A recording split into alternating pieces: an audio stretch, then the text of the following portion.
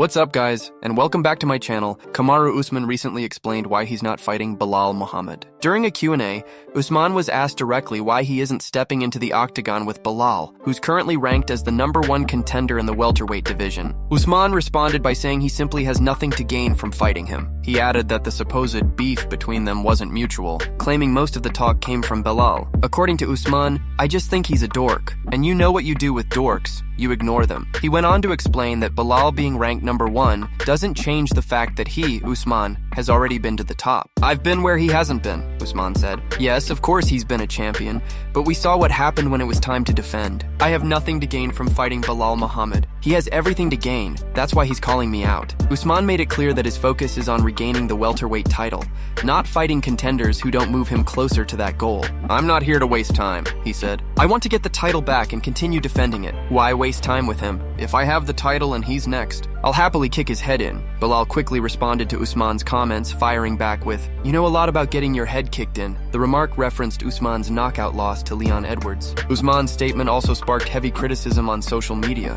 Many fans mocked his nothing to gain comment, pointing out that beating the #1 contender is the most direct route to another title shot. One fan wrote, "If Belal is ranked above you, how do you have nothing to gain? Beating him gets you a title shot." Others took jabs at Usman, saying that the head kick from Leon must have done some lasting damage. Some even accused him of ducking Belal entirely, saying he used to be the boogeyman of the division, but now avoids tough fights. And before we continue, make sure to leave a like on the video and subscribe to help support the channel. Moving on to another news, the middleweight division just got even more exciting as Whittaker has officially called out Strickland for a potential showdown on the historic White House card set for June 2026.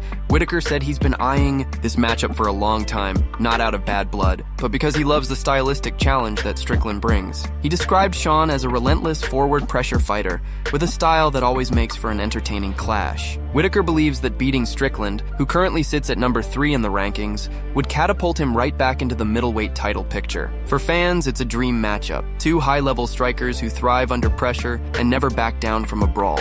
Meanwhile, over on the Mako and Burns podcast, the hosts broke down who they think Duplessis should face next. Their top pick was Brendan Allen. Allen is coming off a dominant win over RDR and has been vocal about wanting to make a serious title run. He's also made it clear that he wants to eventually face Khamzat, saying he believes he can give him a real challenge. However, as the host pointed out, Brendan still needs another win or two before he can realistically be in title contention, especially considering how stacked the middleweight division is right now. Fighters like Fluffy, Duplessis, and Strickland are all vying for the same spotlight. During their discussion, the Brazilian hosts mentioned that a fight between Brendan and Duplessis would be a great matchup given their styles and history. They recalled how there had already been tension between the two even before Duplessis became champion. According to them, Brendan had been calling him out long before that, wanting the fight to happen. They also talked about Brendan's grappling skills, saying he's got a unique way of approaching the ground game. They compared different styles of grapplers, some great on top but weak from the bottom, and others strong defensively but lacking takedowns. They agreed that to beat someone like Khamzat, you need to have a complete grappling game, knowing how to defend takedowns, escape bad positions, and fight back from the ground. As the discussion wrapped up, one of them confidently said that Fluffy might actually be capable of beating Khamzat, a bold statement that only added more fuel to an already heated middleweight picture.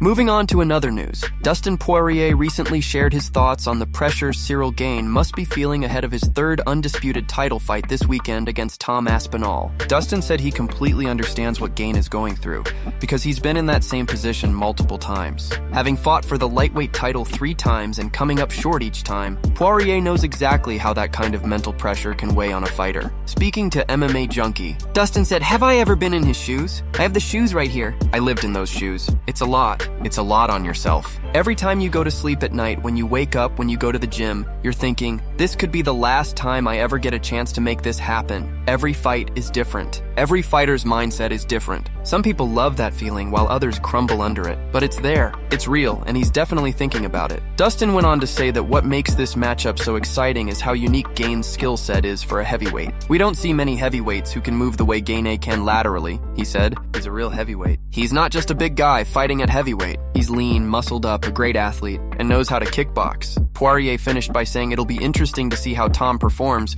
when he's standing across from someone with Gane's athleticism and movement. Moving on to another news, Peyton Talbot has officially responded to criticism surrounding his upcoming fight against Henry Cejudo at UFC 323. When Dana White announced the matchup, many fans were shocked, saying that Cejudo represents a massive leap in competition compared to the opponents Talbot has faced so far. Critics pointed to his decision loss to Hani Barcelos at UFC 311 and argued that Cejudo is far too experienced for him at this stage. But in a recent interview with Ariel Helwani, Talbot made it clear that he's not backing down from challenges and explained exactly how the fight came together. Talbot said the reason the fight is happening is simple, because he said yes. People see the fights that get announced, but they don't see how many people say no, he explained. Before Cejudo accepted the matchup, Talbot had been trying to fight on the MSG card and had gone through a long list of potential opponents ranked between him and Cejudo. Everyone said no, he said. There were all these reasons why people couldn't fight, but Henry said yes and I said yes. I've never said no to anyone. I was ready to fight any of the names in between us, but it just didn't work out that way. Despite the backlash, Talbot says he's genuinely excited about the opportunity. I'm super excited to fight Henry, he said. It's honestly the best fight I could have gotten. When asked why he likes the matchup so much, Talbot explained that it's about testing himself against greatness. He's one of the GOATs. He's held belts at my weight and the one below. He's an Olympic gold medalist. There'll never be another Henry Cejudo. I have a ton of respect for him just for that reason. Talbot went on to add that he's not in the sport to take easy fights or chase favorable matchups. I'm not taking fights just because I think I can win, he said. We're here to test the best version of ourselves, and that's what matters most. Moving on to another news, Renato Moicano recently took a shot at Gilbert Burns, who is currently on a 4-fight losing streak. During the latest episode of the Show Me the Money podcast, Moicano didn't hold back, reminding everyone of Burns' recent struggles. He brought up how Gilbert's losing skid has been costly,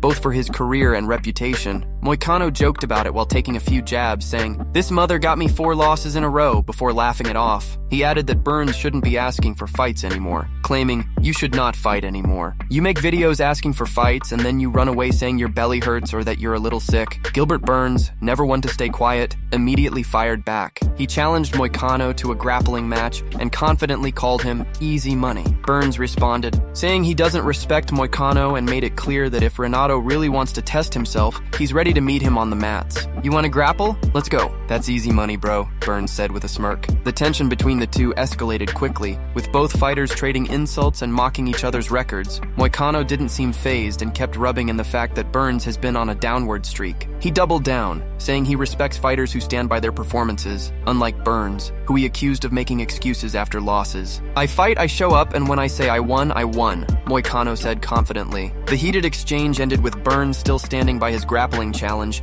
claiming he'd handle Moicano easily. Both fighters have now put the challenge out there, and fans are buzzing about whether this war of words could lead to a real grappling showdown. Moving on to another news, Kamaru Usman just dropped a bold statement that immediately sparked debate across the MMA world. During a recent discussion ahead of UFC 321, Kamaru called Ciryl Gane one of the most complete and athletic fighters in the entire UFC roster. He praised Gane's movement, coordination, and physical ability, saying that what makes him special isn't just his size or power, but how fluid and natural he looks inside the octagon. According to Kamaru, Gane could easily make the shortlist for the best all-around athletes in the sport, something very few heavyweights can claim. However, Henry Cejudo wasn't having any of it. He immediately disagreed, saying that MMA isn't about who can jump the highest or dunk a basketball. It's about fighting, and Gane's style doesn't always translate to dominance when it matters most. The two went back and forth on the topic, with Cejudo pointing out that Gane has struggled in key moments, especially when facing elite grapplers, while Kamaru continued to emphasize the difference between being a pure athlete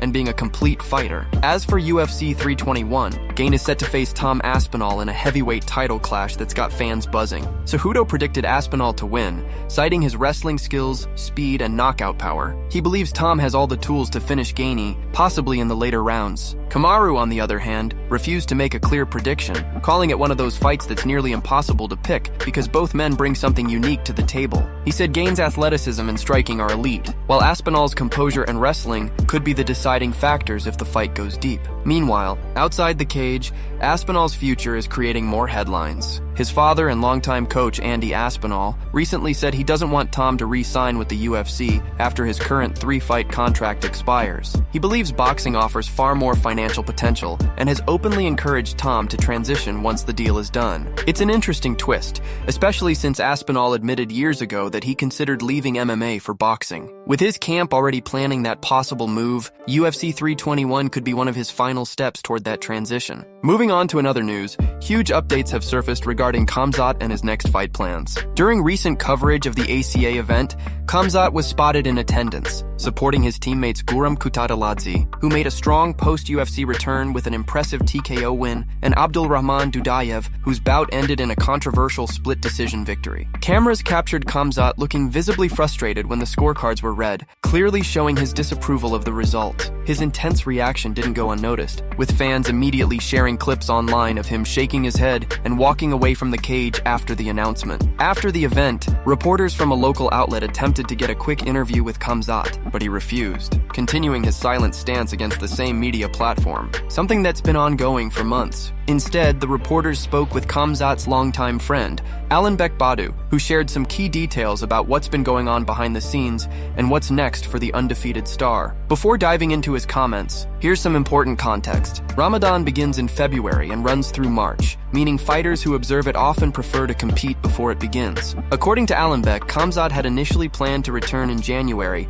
hoping to stay active after his August bout with Duplessis. However, those plans were derailed after Dana White refused to approve the timeline for his return. Alanbek revealed that Khamzat was eager to get back into camp quickly, aiming to fight before Ramadan, but Dana and the UFC wanted to push things back to a later date, possibly mid-2025. Alanbek added that Khamzat was frustrated by the decision, but is staying focused and continuing to train at full intensity. He emphasized that Khamzat's motivation hasn't dropped at all, and that he's still aiming to make his next fight one of the biggest of his career. While he didn't mention a specific opponent, fans are already speculating that the UFC might be holding him back for a major summer card, potentially around the same time as the White House event. For now, all eyes remain on Khamzat's next move, as the UFC middleweight division continues to heat up. Whether he fights before or after Ramadan, one thing's for sure. When he returns, the MMA world will be watching closely. Moving on to another news, Patchy Mix was recently at the center of controversy after reports surfaced claiming he failed a drug test for his fight against Magomed Magomedov in Bellator back in May of last year, a fight he originally won via split decision. According to Topology, the French MMA Federation, which has legal authority over MMA events held in France, communicated that due to the failed test, Patchy's win was being overturned to a loss. The news spread quickly across the MMA community, sparking major debate. Shortly after, Patchy responded to the reports by saying, "Weed ain't no performance-enhancing drug, only in Paris, SMH." His fiancée, Tatiana Suarez, also spoke out to defend him, providing more context on Instagram. She explained that Patchy didn't smoke weed during competition and that the lab had made a serious error. According to her, the decimal point in the test results was placed incorrectly, making it appear as though he was over the legal limit when he wasn't. Suarez revealed that Patchy spent nearly $20,000 in legal fees trying to correct the issue, but despite their efforts, the French authorities still refused to clear his name at the time. She called the situation super messed up and described France as a nightmare to work with when it comes to MMA regulations. However, new updates have since come out clearing Patchy of any wrongdoing. Reporter Damon Martin confirmed that Patchy Mix's win over Magomed Magomedov will not be overturned after all. Martin said he spoke directly with Mike Mazzulli, who oversaw drug testing on that Bellator card in France. According to Mazzulli, Patchy's test for marijuana came back negative under his supervision, meaning his win remains official and fully stands. Moving on to another news, Tom Aspinall might be eyeing a move away from the UFC once his contract expires, possibly shifting to boxing. Recently, Aspinall made headlines after saying he'd rather vacate his heavyweight title than fight his close friend Ilya. That statement didn't sit well with Dana White, who immediately reacted, calling it absolutely insane and saying he hates that kind of talk from champions. Dana made it clear that in his view, if you're holding the belt, you should be willing to fight anyone, regardless of friendship. However, things took another turn when Tom's father, Andy Aspinall, spoke out about his son's future. Andy revealed that he doesn't want Tom to re-sign with the UFC once his current deal ends. Speaking to RMC Sport Combat, Andy said he'd prefer to see his son transition to boxing, where he could earn far more money. Boxing for sure, Andy said confidently. The money is more money. Like, why not? He has 3 more fights left on his contract now, and I don't want him to sign a new one personally. He went on to explain that the pay gap between boxing and MMA is huge, especially at the elite level. If you get into the top percentage of that sport, the UFC doesn't pay anywhere near as much as boxing does, he added. And he also praised Tom's skills in the ring, saying he's seen firsthand how well his son performs against professional boxers. I know from being around Tom every day when he spars good boxers, he spars really well, Andy said proudly. With just a few fights remaining on his contract, fans are now wondering if Aspinall will actually make the switch. A move to boxing could mean massive paydays and new challenges, but it might also mark the end of one of the UFC's brightest heavyweight careers. Moving on to another news, Daniel Cormier recently reacted to Tom Aspinall calling him a nightmare matchup during his prime. In a recent interview, Aspinall was asked how he thought a fight between him and Cormier would go if they were both at their peak. Without hesitation, Tom admitted that prime DC would have been one of the worst stylistic matchups for him in the heavyweight division. He said, "Peak DC, yeah, he's got the worst style for me ever. He's got a nasty style, he's short, explosive, and keeps walking forward, constantly changing levels between grappling and punching. He can knock you out, he can take you down, and he's got cardio for days. For my style, yeah, he's an absolute nightmare." Cormier responded to Tom's comments during their recent sit-down conversation, and instead of downplaying it, he expressed genuine appreciation for the respect Aspinall showed him. Laughing, DC said, "Hey man, thanks for giving me props about the fight, even though you're kind of polishing me a little bit when you say DC would have been a problem if we fought." Aspinall smiled and reminded him that he had told him the same thing years ago. Cormier admitted that hearing it again still meant a lot to him, saying, "I know you did, but still, to hear you say it now, it's nice, man. Every now and again, someone's guilty of showing a little emotional love. Thank you, Tom." Cormier then jokingly added that if they had ever fought, he wouldn't have wasted any time standing with Aspinall. "I'd have been shooting from halfway across the octagon the moment they said fight," DC laughed. The interaction between the two was full of mutual respect, showing just how highly both men think of each other's skills. Cormier wrapped up by telling fans to make sure they watch Tom fight this week, praising him as one of the best heavyweights in the world right now.